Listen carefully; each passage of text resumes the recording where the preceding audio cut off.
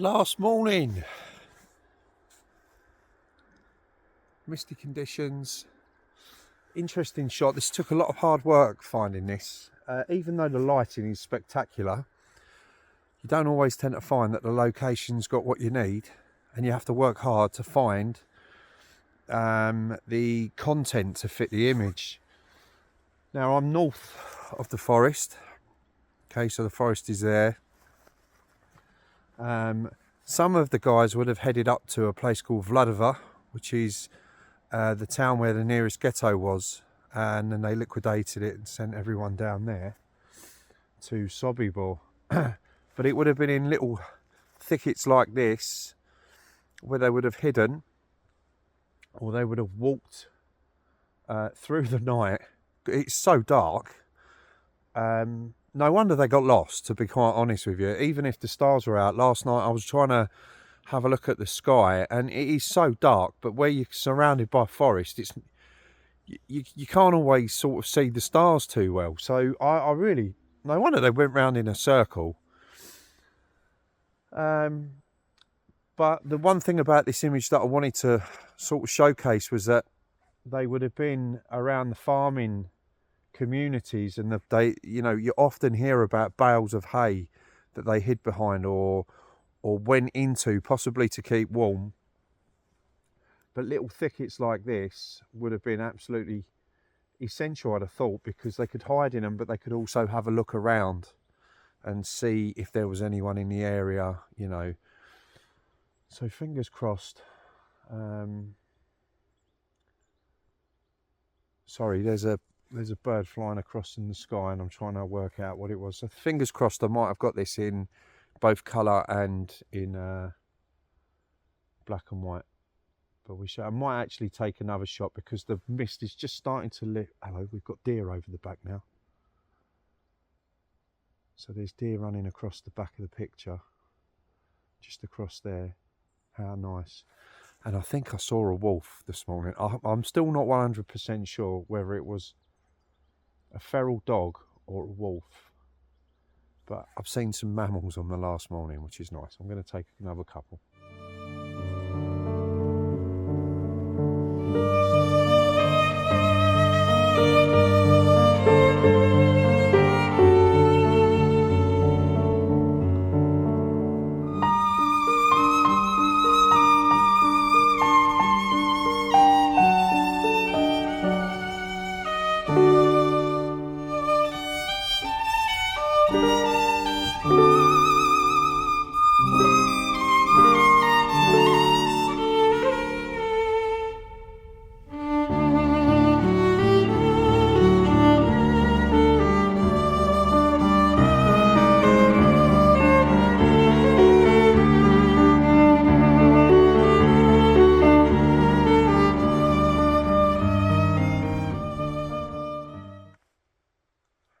Okay, so I'm now on the northern edge of the forest.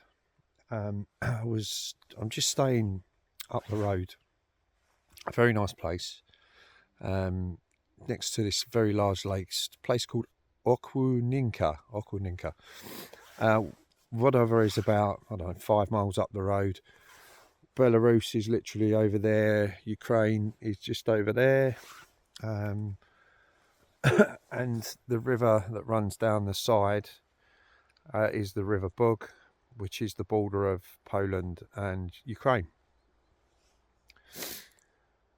So the reason why I stopped here yesterday was I enjoyed looking at the colour, and I know I'm shooting a lot of this in black and white, but I'm hoping the tonal range in the film will pick up the difference between the colours, okay? But on this trip, I've also decided just to shoot a very small amount of colour neg. For personal reasons, like I just wanted to make it a little bit different than black and white, but also I think it's because it's such a significant time of the year for the uprising, and I'm trying to create images based on people's human spirit. I thought with the colour, fingers crossed the forest was going to be in colour, and it obviously is. I might be able to create some more interesting scenes that reflect on people's personalities from the escape. So I've been shooting on a Portra 400 actually, which I got some negs back a couple of weeks ago, and I really liked the film. I thought it was a lovely film. Portra is a lovely film, mind. And obviously they was on the fringes of the forests, and then they would be looking at open spaces like this just to make sure, you know, there was no one around. It gives them a good place to hide quickly, but also to get access to move, because walking in these forests is not easy. So I enjoyed the colour, and it was just broken by these two trees here. So I've used my 210mm lens. And fingers crossed. I also like the colour of the grasses. We've got a hoarfrost, so fingers crossed this will look nice. But you know, this is the conditions they were faced with, and we might look at this as beautiful, and it is beautiful, but it's freezing here today. And I've walked around here thinking, how on earth, I mean, when it comes to the winter time, and I'm doing my work here in midwinter where it could be -30, and these people didn't have like the clothing that we're wearing. They hardly had anything. I've got no idea how they managed to survive. No idea at all.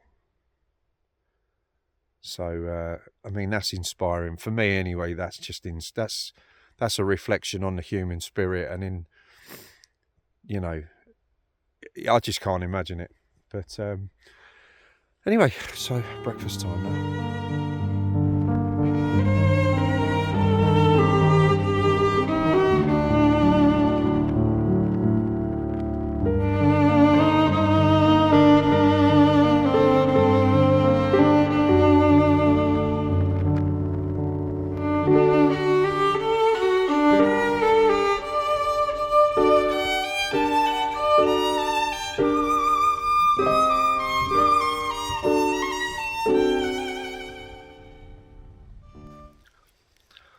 I love my work. I really love it, and the reason for it's not even taking the pictures, but it's just sometimes the brilliant situations I find myself in.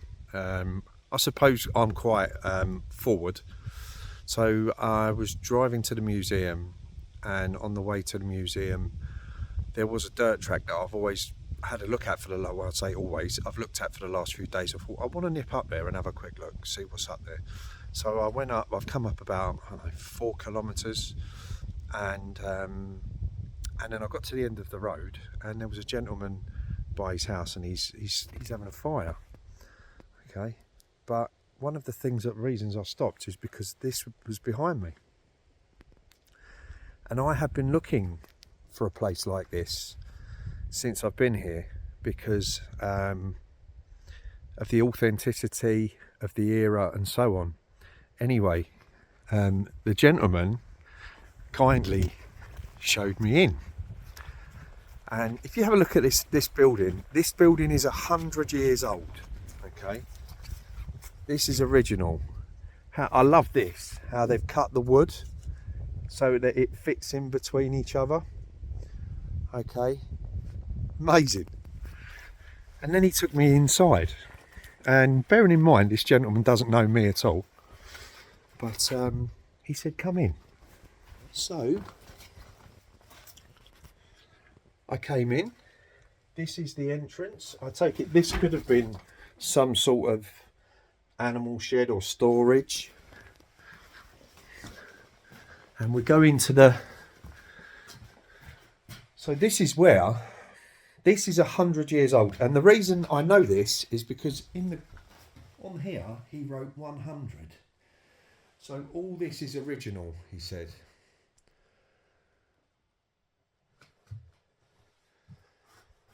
And this is the sort of property that people from the uprising would have looked at for shelter, would have knocked on the doors for food.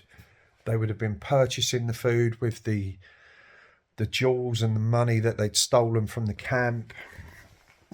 But it gives you a real insight into how people used to live.